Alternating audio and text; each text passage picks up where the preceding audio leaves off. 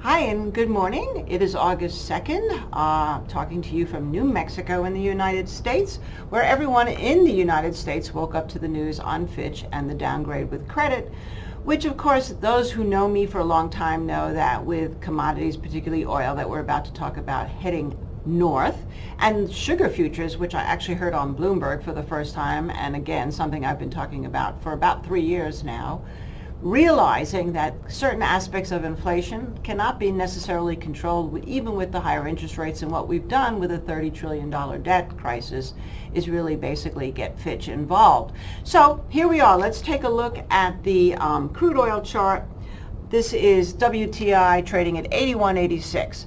And if you've been following along week after week, we've been talking about the bullish bias, starting with that great reversal back in June when we talked about Goldman Sachs actually putting the sell recommendation right here at the lows, and that we've crossed both the 50 and the 200-day moving averages. And of course, now we have cleared all the work that we have done since January. We are on new 2023 highs. So what do we do from here? First of all, we like to look at different levels. So at this point now, we can pretty much say that we're looking at around 80.65 to 80.67. Let's call it 80.65 to 80.70 as our support to hold. And we can even tighten that up based on this morning's action to say 81.37, which would be the closing level from yesterday. Also, if you go back here, you can see 81.48. So let's start with the initial support, 81.35 to 81.48. If it breaks on a short-term basis, then I would probably say maybe we'll see a dip down to around 80.50. I'm not looking for this to break 80. If it does, then obviously I would say that maybe this was just somewhat of a false alarm and oil prices will come down. I'm not seeing that. In terms of the upside now, with the high that we have here today, at 82.46, it looks like 82.43, excuse me. 82.43, if you just follow my cursor to the left, the last time we were at these levels was back here in November. And the high on that day in November was 83.59. So I would say we continue to hold around 81.50, we get through 82, and then particularly today's high at 82.43, I would be looking for this move up to around 83.50. And if it keeps going from there, if we start to go somewhat parabolic, obviously on the bigger level we're looking at 85.86, and on the smaller level after 83.50, our next real area of support, if we're just looking at these candles right here, would be somewhat at around 84.60. I just want to show you one other chart on this that I think is interesting because it has our momentum indicators.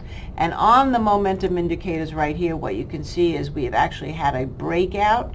So we can see that the momentum is strong as the price is strong, and therefore at this point right now I'd be more of a buyer of dips than a seller of rallies. Let's take a look at the gold prices here. This is gold futures. Of course, everybody was getting super negative here when it was crossing down under the 50-day moving average. We stayed the course. We had our stop. We're long at much lower levels. We're long basically at around 1900. And of course, the low this day was at 1941. 1930 was the area we were looking at support. But now, of course, we've seen the pop.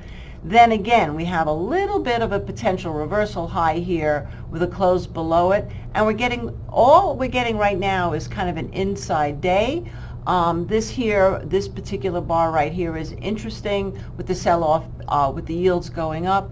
But with this inside day right now, what I would say is if we hold above 1990, that's going to be where we really want to clear. We can get back over 1990. So far, today's high was 1992. Then at this point, at over 1992, of course, 2000 is going to be your big area. And now at this point, we really do need to clear this 2010, 2011 to start to see the move back up. What is interesting about the gold chart here is the momentum. The momentum, of course, these mean reversions often show a top. You can see right here that the mean reversion under the Bollinger Band corresponded with this top. Since then, we tried to have a mean reversion to the downside. We couldn't. We went all the way down, tested the 200. The momentum has come back up with a little bit of a mean reversion that failed on this one day and now again proceeded. So we're back over both moving averages, the 50 and the 200. That's a good sign. Now we want to see the momentum get back through this Bollinger Band to really continue to see some upside here.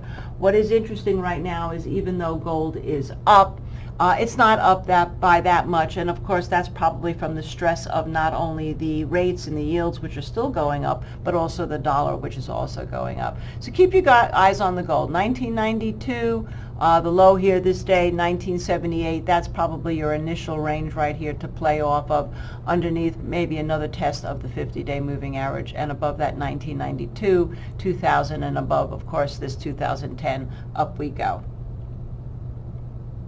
Finally, taking a look at the S&P index here, what's very interesting to me, and I wanted to start with this chart, is, again, a mean reversion that didn't work out. We've had a couple of tests here on the Bollinger Band. Last time we had it, we had a little bit of a dip. It was really a 3-day dip, so that's how strong the S&P has been. But now, looking into today, we're back on that Bollinger Band, which means that the market could be vulnerable, but yet we have not really seen that proven out yet. What's so interesting about this big red candle day, this bearish engulfing day, is that it can be considered a key reversal only if we break down under that low of $4,528.56. And so far, even with the news, the market is down a little bit here, but not down that much at this point right now. And this is not the most updated chart. I'm going to show you that. We're down just about at around 0.5%. But I wanted to show you that the momentum could be declining, and that could be probably the worst situation for the S&P. If we take a look at the actual futures chart, what's interesting here is that going back to this bar here, we saw that low at 4,553.75. It actually was a little lower on the other chart, 4,528. This is an E-mini chart. But nonetheless, to me, what's important right now is we tested down on that low so far this morning by making a new low of 4,552.25 and popped. So for these levels today, here's how I would play this. Number one is, obviously, if we can break down under that 4,555, let's call it, that would be a negative, and I would think we would start to see more pressure in the market. And remember that momentum. Of course, looking at the resistance here right now, it's right up at 4,593, let's call it, 92 to 93. We get through there, then the resiliency of this market is just stupendous. And I would say we would probably see a pop up to around 4,610, maybe even 4,620. Remember, this is futures. And of course, the ultimate high in the futures was 4,634, even though we did not see that in the actual SPY 500.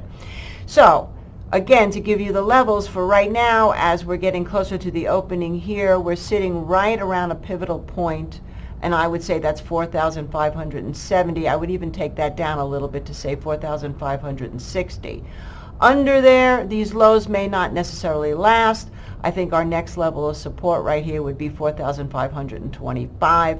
And then the next, of course, would be 4,500. On the upside, we get through this 4,590 or even 4,595. Keep your eye on that 4,600, and then of course above 4,610, 4,620. And again, we can't get new bullish sentiment until we take out these most recent highs. Okay, that's it for now. Hope this is useful information. You all have a great day, and thanks for watching.